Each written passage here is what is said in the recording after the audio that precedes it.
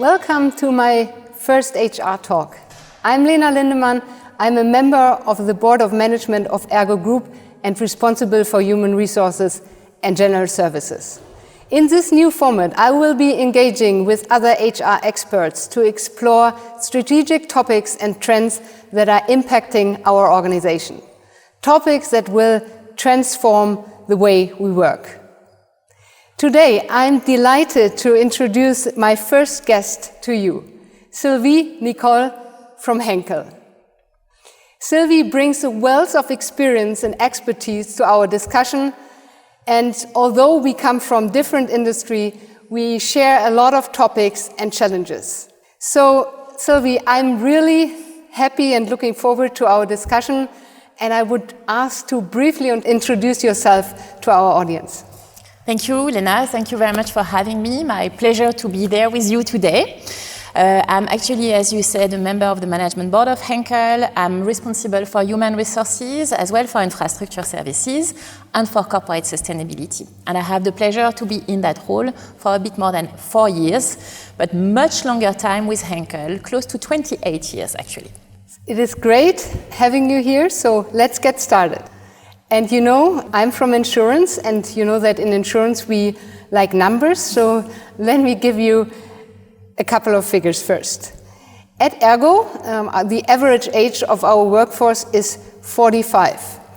1/3 of our workforce is older than 50 years old, and in Germany it's even more than half. In the meantime, a new generation, Generation Z, is entering our workforce, so currently we have about 4 generations working underneath one roof. And I can imagine that you share similar challenges and a situation like this at Henkel, don't you? Exactly. Actually, maybe to complement or to give you the perspective from a different angle, our workforce goes from 18 years old to 82 years old because we're a global company. And in some countries, you can work beyond 65 or 67 years old. So we have actually the same challenges, with certainly because of our footprint, some countries which might be slightly different than what we experience in Europe. Okay, interesting. So let's have a closer look at both the challenges and the opportunities that come with an aging workforce and also with the generational diversity in the workforce. What do you think are the biggest challenges? Oh, wow, there are multiple challenges. First of all, I think having multiple generations under one roof creates the obligation for HR and for leaders to be very mindful of the differences in expectations, expectations in life, and expectations at work, and that creates for us also fantastic opportunities, I would say, to benefit from the huge diversity of these generations, which we are trying daily to do, experiencing, for example, tandems, or mentoring, or giving a voice to new generations, or trying to make sure that senior generations also feel represented and have a voice in the company. Yeah, for me, another challenge is the risk of losing knowledge. I think with such a great amount of people entering into retirement within the next years, there is a risk of losing institutional knowledge here. So I think we also have the challenge of providing formats to keep the knowledge, be it by passing it on to next generation, but also by using new technologies. And I think we'll come to this later. Yes. I see a big support also in generative AI for this knowledge transfer. Yeah, we actually have the same challenge as you describe, and it would be interesting also for me to understand how you do that and how you leverage technology eventually to make sure you don't lose this precious knowledge, which also in our business is of utmost importance. Yeah. So a shared challenge. Yeah, that's true. And one important factor for us is strategic workforce planning here, to have a closer look on what exactly are the skills and the amount of people and skills that we need in the upcoming years to be able to better plan also how we secure the knowledge passing to the next generation or to some knowledge sharing platform. So I think that's a big, or will be also a big topic here for us. Do you see openness for the employees who have this knowledge to transfer it to the new generations? Yes, actually I see a big openness. sometimes even a desperate wanting to pass it on, and they fear that, oh, I'm leaving in 6 months or 12 months, and there's nobody yet who I can pass it on to. Yes, I see an openness, and so we as an employer need to have answers also for this, and we're working on this. Yeah. We see the same. We see openness and ask for help. Yeah, that's true. So, but let's from challenges, let's turn to opportunities. You've already mentioned some. For me, this working together across generation is also a big factor for innovation, because it brings together so many different perspectives and experiences and learning from each other. Is that your view also? Yeah, we feel the same, and we are doing multiple, let's say, experiences. You could also call them pilots. Maybe to name one, we have started what we call a new generation leadership circle. This is a group of employees from new generations who are mirroring our executive committees. Yeah. And they have the difficult task to challenge us, and especially to make us aware of our blind spots, because sometimes, the leadership groups are more or less of the same generation, which is not necessarily Gen Z, and we have blind spots, definitely. So they help us in surfacing the blind spots. It's difficult, because for sure we all come from different perspectives, but once you found a way, you get really interesting insights. I don't know if you have maybe similar formats. Yeah, actually we've just started to pilot reverse mentoring, which has similar aspects. Some more experienced leaders being mentored by younger colleagues and discuss all sorts of topics. Of course, new technologies and using it is one aspect, but not only. It's also about sharing experiences, sharing also perspective on expectations to the employer. So we also hope to get some insights there and to learn from each other, from different generations. I think the opportunities also lie in the fact that sometimes we look at the differences between the generations, but we forget to look at the commonalities. Exactly. Yeah. And when you start looking at what actually some generations have in common, you find more than what you thought. Yeah.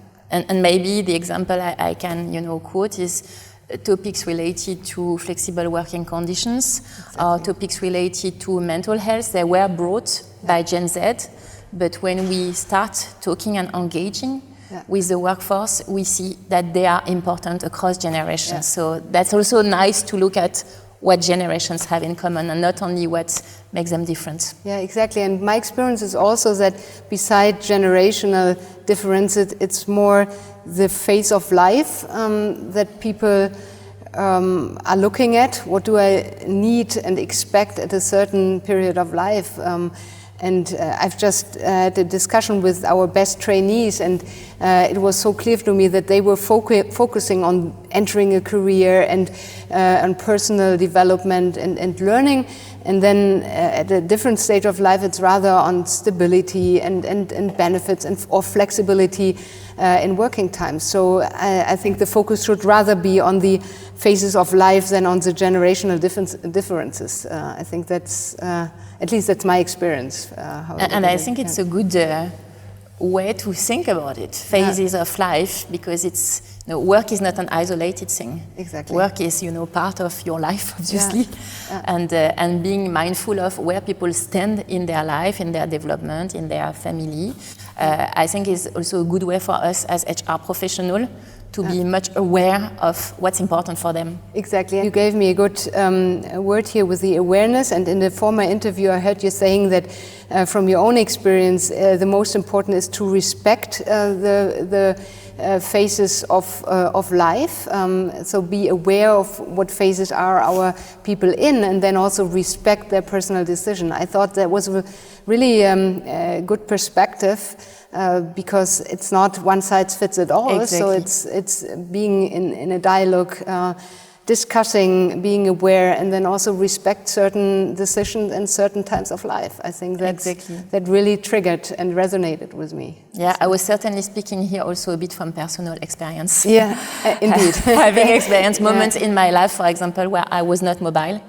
because my 3 kids were extremely young and I thought it was not really the right moment, where the company, Henkel, was very respectful of that, and at the moment where I was in a different phase of my life, other opportunities were coming that I could catch. And I believe if you have this ability to listen to these phases of life and to adapt as much as you can, and as much as it's a win-win, because sometimes it cannot work, sometimes you can make it work, then you get the best for the employee and for the employer. Yeah, that's really, I totally agree. And that also brings me to another question, where we can actually ensure generational diversity. And I think we need to focus on these different phases in life and along the entire employee life cycle.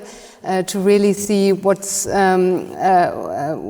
needs to be done. For example, what do we need in recruitment and onboarding, but also, and that's what you just said, in the development of our people, and not only focus on a certain generation, only on the below 30 years old, but also see maybe there are people that focused on their personal life and family in the first part, and then want to enhance their career, and that's also generational diversity. So along the employee life cycle. Yeah, maybe building on what you said, I was just reflecting, because I was, talking about my own experience when having kids. I had, kids at, I would say, early stage of my life, 27, but I also see colleagues having kids today at 45 or 46 years old. So it's certainly the same phase of life, but not the same age. So I also find that interesting for us as HR to reflect on that. But the moment and what happens in your life at this moment is certainly the same sort of experience, while 20 years of age difference. Yeah, and also different opportunities with regard to how job changes due to technological changes. The openness also to learn new jobs and to develop is also different from former times. So my experience is that people are much more open also to learn and to build up their skills, and that's also they're not limited to a certain period in career. I think there was a time where there was a certain fear of what you didn't know. Yeah, and today we are certainly getting a bit more casual with not knowing, because anyway, especially with digital, it's going so fast. Exactly. You can never know it all. You need to accept that you have knowledge gaps. Yeah. And we become certainly a bit more open on accepting, okay, we need to get back to trainings, we need to learn new things, which certainly for leaders at time has been difficult to acknowledge that they didn't know something. Yeah. Today the world is different. Yeah. All of us, we always have something where we need to learn. Exactly, and we are forced to learn and develop. And this brings us to a topic that's probably also in your mind all the time, the new technologies and in particular generative AI. So what is your personal view on it? Is it rather a risk or an opportunity?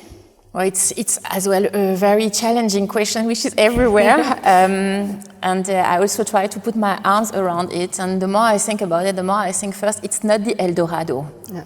It's not like, it's going to solve everything and all challenges we have. But it's certainly a fantastic opportunity. Yeah.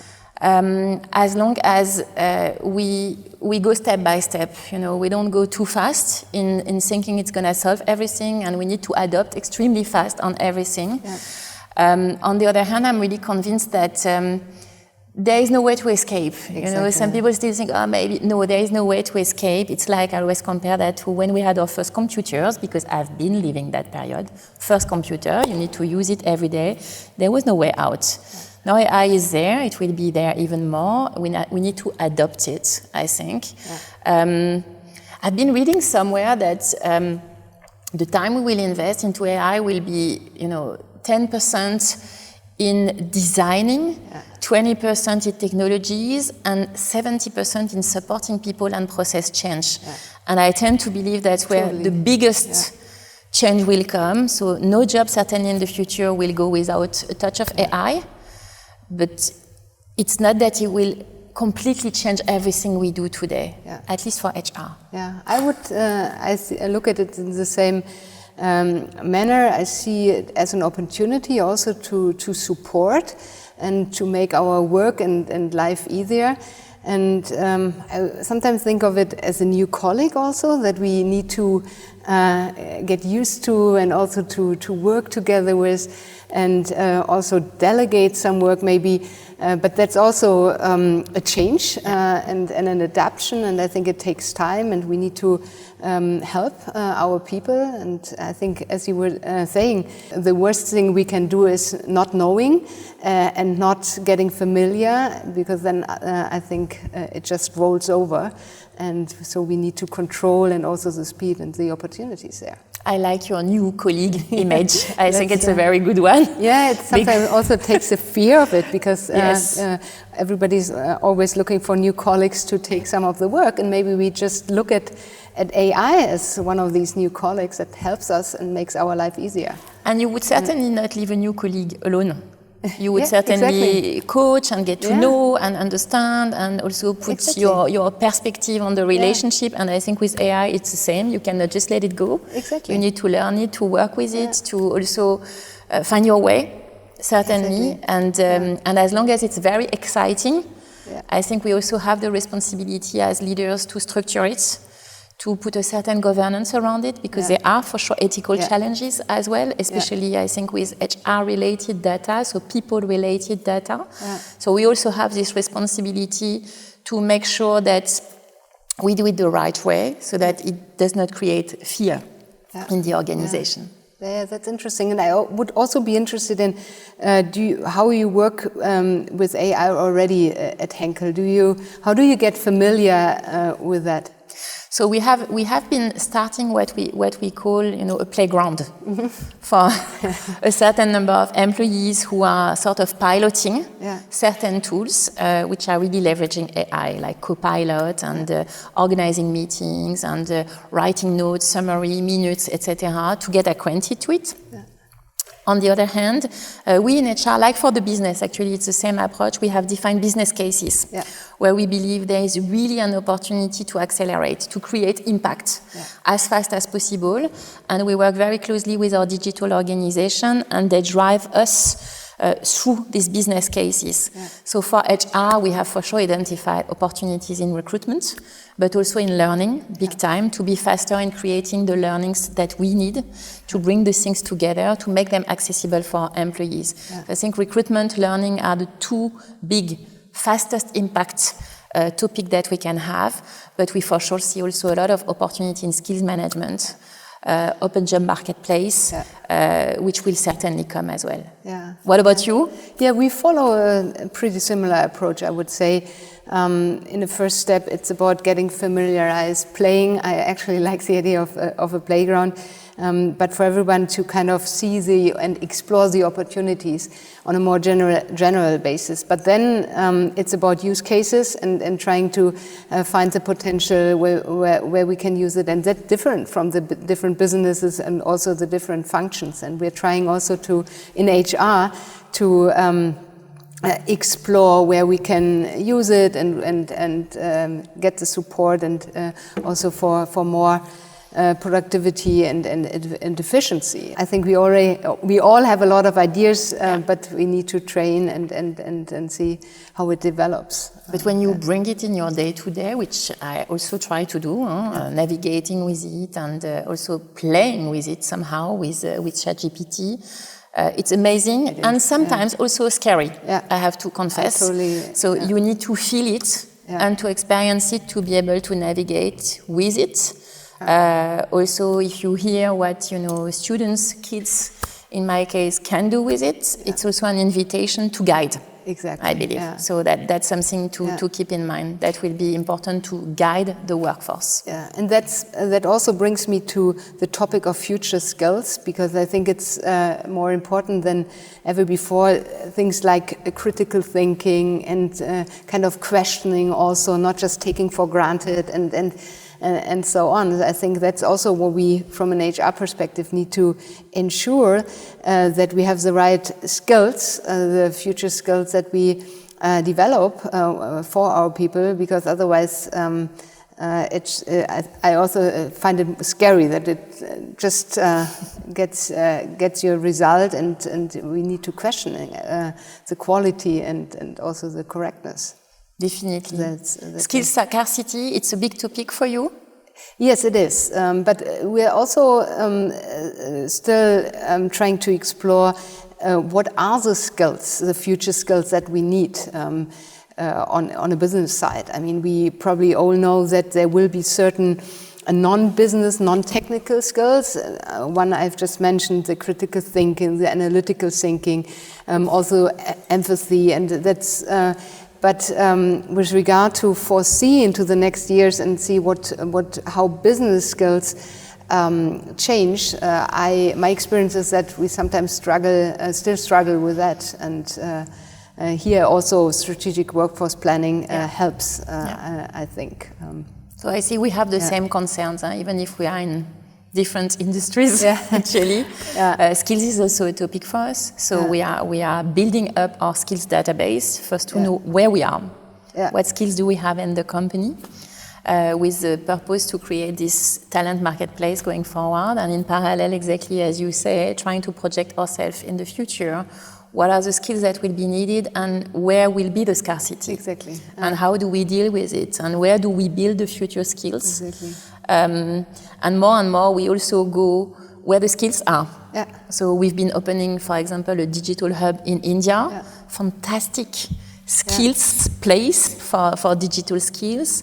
We have opened our hair experience center in Asia, because for us that was really a key place where we felt there are interesting skills for this business, or developed a new engineer hub in Spain, in Montornès, where we have a big factory, because that's where we felt there are some skills that we really need. So more and more we go where the skills are, but we need to make sure that they travel afterwards, and that we can also sometimes bring them where we need them in the future. So that will be one of the big stakes of the future for us. That's very interesting, because I've just been to India, and what I found eye-opening again is that the topic of skill scarcity is so relevant for everyone, across the globe, from different perspectives. While in Germany, in Europe, and in other Asian countries, it's rather looked at from a demographic perspective as scarcity in people and then skills. And in India, I mean, there are so many people and a growing nation, but still there's a topic of skills scarcity, and I think we can learn a lot from how they deal with it on a company level, on a state level, and so that's really interesting. Also, when we look at where are the skills in the future, and how do we get them. There's also certainly a political component to it, because as you said, demography, but also, what in some countries governments or education system have been pushing. What we experience in China, for example, is that we will certainly be confronted with scarcity of production workforce, because there was a clear push to bring everybody to university. Okay. And then working in factories in the future for this group of people who have been developed and educated in university is not necessarily fitting. So that is something for us definitely to address going forward, because we will continue to manufacture. That's in the essence of what we do. So it's sometimes about demography, about education system. So from one country to another, very different situation when it comes to skills management, obviously. Yeah, that's very interesting. And it's also important to be aware of the differences and then learn from each other, also from an international perspective. So that's interesting. Looking at the next 5 to 10 years, what do you think do we have to expect? I mean, it's hard to ask, because sometimes it's even difficult to imagine the next 5 to 10 months. But still, from our perspective as HR experts, how do you personally look into the future? Yeah, it's a broad question. So I would certainly say that change is here to stay. We are surrounded by high speed of change, be it in technologies, in workforce expectations, sometimes also in political instability, and that certainly will be with us for the years to come. And therefore, I think our responsibility as HR is to make sure that the culture of the company is permanently adapting to this need for change, and that we develop thoughtful leaders and we managed to keep a very engaged workforce. Yeah, I totally agree. I think managing change, taking care that people are resilient, our organization is resilient, I think that's probably the biggest challenge we will face. And I have another thought I just want to share or add to the discussion. I also think that it will be of major importance for us to manage meeting culture or working culture, because I think COVID probably made it worse that agendas are stuck. There's no time for focused work, for thinking and strategically developing topics. Is that also something you experience? Yeah, you see me smiling because busy agenda is daily life. Yeah. So it's a big and permanent fight to make sure that you create enough space in the agenda to be able to think, to reflect, to take care of your team, and not spending your entire time in meetings. And actually, that's one of the big things I'm doing with my close team weekly, to really clean the agenda and prepare and make sure that I'm participating in the right things, and what I can delegate, I delegate. But that's not easy, especially for certainly my generation who has been used to be in each and everything. It's a learning journey to let go. Yeah, letting go, I think it's a right word. And delegating and passing on ownership and accountability and trust, of course. Trust our people that they can do it just as good, maybe even better at some point than we can do, and role model it. Exactly, and sometimes when you let go, you have fantastic surprises that it's done in a much better way than if you would have been interfering. I had the experience recently with my conference, which I could not be there to organize fully until the end. My team did, and it was great. That's a good experience. So we need to make sure that we let go and trust our people. Definitely. And role model it also to the rest of our organization. I think we could go on forever, Sylvie. It was a pleasure having you as a first guest in my HR talk. I really enjoyed the discussion and sharing our experiences.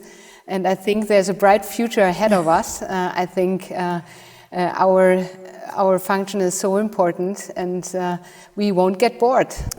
Definitely not. Thank you for having me. That was a pleasure. Thanks. Thanks.